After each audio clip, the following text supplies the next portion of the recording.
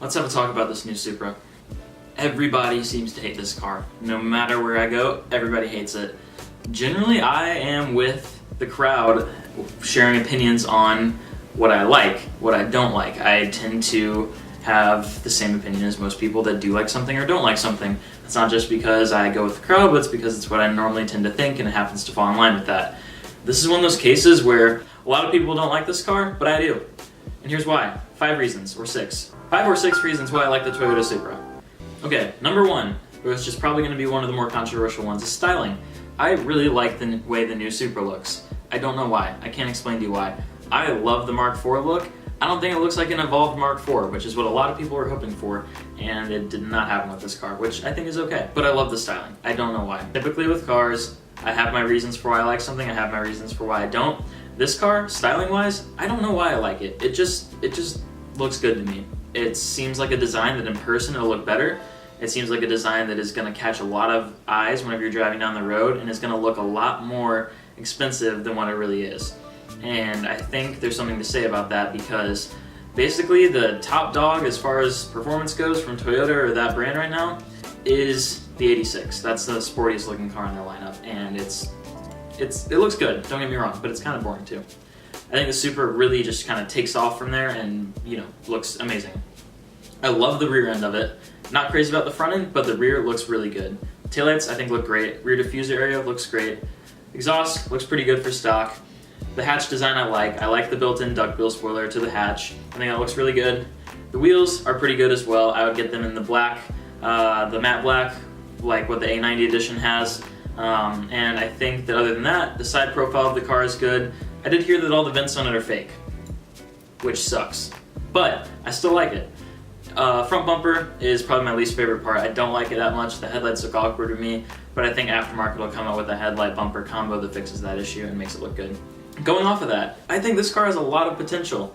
I think a lot of people are just missing that. They're seeing it for what it is stock, and I think that's, it's important to see what cars are stock and use that as a benchmark for other cars in the same category. But for this one, I think that because the Mark IV and Mark IIIs are specifically so known for being modified and changed and made better, I think that it's fair to see the future with this one and do the same thing for these.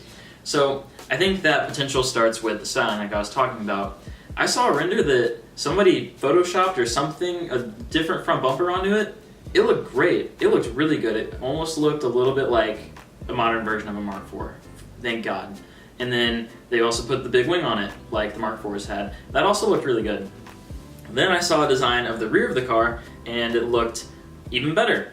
Somebody did the Mark IV style taillights with the circles in it. They changed up the rear diffuser area a little bit. They put a different wing on it, which looks really good with the duckbill still, I think. And it all flowed really nicely together, and I think that Toyota knew the aftermarket would kind of take the car and run with it, which is perfectly fine, which is what happened with the Mark IV, and I really, really like that. Styling has huge potential. With basic photoshops, lowering the car, putting a spoiler on and wheels, it looks incredible, I think. And I think it looks good stock, so that's my opinion. So I was kind of talking about the styling of it, and going back to the Mark IV, Mark III, and the ones before that. So next I'm going to talk about the legacy. That's another reason why I think this car should have a chance, why I think you should like it, and why I like it. And I don't think this is something that a lot of people are arguing over. I think some people don't think this car deserves the Supra nameplate, but I think it does, and I'm going to tell you why. This car is a car that was engineered for performance and a fun driver-focused experience. And if you look back at what the mission statement for the Mark IV was, it's very similar. And this car has a great legacy behind it. Mark IV Supras are going for, there was one that went, I think it was 121 or 3 or something $1,000 because it was stock the other day. And that's insane to me that these cars are holding value and then building on top of the value. That's almost like a 250% or maybe more increase in price over like 20 years, 25, over a good amount of time. So that's pretty incredible. I think that there's something to be said about that, and I don't think Toyota would put the Supra nameplate on something that didn't deserve it. There's a reason they didn't put it on the 86, because they felt like that car, the new version of that, fit with the old AE86 better. So I think that their reasoning for putting the Supra nameplate on this car is justified, and I'm sure that as people drive it and get to know it more, they'll realize that as well. I think if you own this car, it would be really cool to be part of such a long legacy of tuner type cars from Toyota, and I think that this car deserves it. Next up on the list, y'all need to think about this. I haven't seen hardly anybody talk about this. Handling. The car was built, this one is built to handle as well. It's not just about straight line speed. It's not just about building a 1,000 horsepower car to take down the drag strip or race on the street. This car handles well. It has a 50-50 weight distribution, which they had to move the engine further back and do a bunch of tuning and building and everything around the car to get this 50-50 weight distribution. I feel like it's just being thrown out the window and people don't care. And that's totally not fair to this car. Going off of that, it has a lower center of gravity than the BRZ FRS GT86. That's crazy. This car is going to handle really well. And with the 50-50 weight distribution, lower center of gravity, you also have tires that aren't from a Prius, like on the 86. This car has bigger tires. I want to say they're 275 or 285s in the rear from the factory, which is miles ahead of what the 86 had. This car is going to handle incredibly well, and not many people are thinking about that. I don't think Toyota would make a car that takes the driver out of that experience. I think it'll be a very driver-oriented experience when you're going through corners in this car. I think this thing's going to handle very, very well, and a lot of people are dismissing that for some reason. Even if you throw coilovers on it, make it even lower, and change up the tires and the wheels and a bunch of other stuff. I sound so dumb right now. It's going to perform really well in the corners, and I think a lot of people are forgetting that. That's the main reason why I'm excited about this car. Every car I've had has been some sort of like muscle car that's not supposed to handle, and the other car I had was a 240SX that just drifted well. So I'm not used to being able to hold grip in a corner, and I'm excited for that with this car. So next I'm going to move into quality. I think this car is going to be very well built. I think it's going to have great quality, but a lot of people again are just dismissing this and saying, oh, it's just a BMW, it's a 3 Series. We all know, everybody's heard that, everybody knows about the partnership, and the reason they partnered is so they could exchange technology, and BMW gets something out of it with the Z4, and Toyota gets something out of it with the Supra, and the Supra gets the engine, which is basically the N54, N55, but better, which is what this engine is, in a nutshell. That's not technical at all, that's probably not fully correct, whatever. Basically, the N54 N55 is a proven motor. They can take a lot of power. A lot of people are starting to refer to it as the modern 2JZ, so I don't know why there's a complaint there. You take that, and then you take the weak point of the N54 N55 cars out, which is the automatic transmission had a lot of tuning type issues that would make catastrophic failures for the transmission and motor on built cars. You take that out, and you get the new 8-speed in this car, which is another BMW thing, but it's way better. It's a super fast transmission. You put those together in a car that has a 50-50 weight distribution, has a pretty low curb weight of like 3,397 pounds, I think, and then you put that all together, and I think you're going to get a really good performing car. You don't just stop at the BMW drivetrain components. You start there, and then you work your way inside the car, and yeah, it kind of looks like a 3 Series on the inside, but if you think about it, if you get a fully loaded 3 Series, 4 Series, you're in like the $60,000, $70,000 range, even 80s if you get an M4. Or 90s, and this car is $50,000.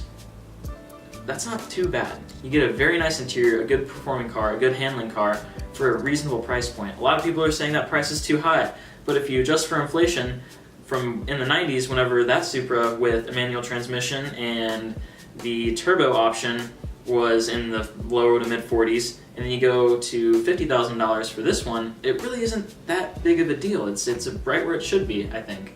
The power is low. People are saying the power is very low, but you gotta think about everything else you're getting with this car. You're getting a very nice interior with a lot of options, a lot of safety stuff, a lot of technology, and you're also getting a car that performs, and 350 or whatever horsepower that it is, or 330, isn't anything to sneeze at. It's a healthy amount of power for a car that's that weight. My V6 Mustang was 305 horsepower to the crank, and it was a fun car. It weighed more than this, but it was a fun car.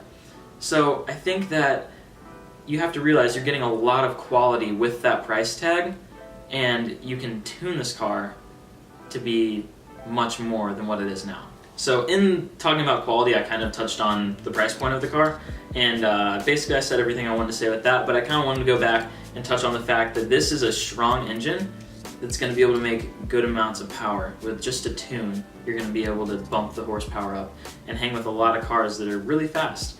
And I think that's exciting. It's exciting to see what people are going to do with this platform, how well they're going to build it, and I think that this car all around is really good. I don't honestly get what all the hate's about. I really don't. For me personally, I've always been a Mustang guy. I've always liked Mustangs, and this obviously is not a Mustang. It's very far from it, furthest thing from it, but I really like it. I don't know why. I want one. Moral of this is I want one. If I can buy one in about a year, which is what my plan is, I'm totally gonna do it. I already know what colors I'm gonna do. I know everything that I want to do with it, and information just kind of came out about it. But I want it really bad. So that being said, those are kind of my reasons why I like the car. I think that the quality is going to be great. I think the price point's more than fair. I think the styling's great. I think the handling's going to be amazing, and I think that it's going to make a lot of people turn their heads, and I think it'll really prove to people that it's worth the legacy. So there's a lot of reasons why I want this car. There's a lot of reasons people are hating on it, and I totally get what people are saying. They're saying Toyota didn't engineer this car, it's all BMW, and I agree a little bit with that. I think that Toyota took what they were given from BMW and optimized it for the platform they wanted, and I think they did a good job of that, and a lot of people realize that once the car is out on the roads and more people get to drive it and more information's out about it. So with that being said, if it's your first video of mine that you're watching, if you totally agree with me, that's great. Maybe you'll agree with me in my next video, so you should subscribe. If you totally hate what I had to say and you don't want to watch another one of my videos, that's okay too. There's plenty out there. I'm sure there's YouTubers or other people that agree with what you're saying and how you feel about this car, so go check out their videos, support them. So that being said, I guess that'll wrap it up. I'll see you guys in the next video, hopefully, and I guess we'll see what happens with this Supra. I'm excited, and I'm sure a lot of other people are as well. See you in the next one, guys.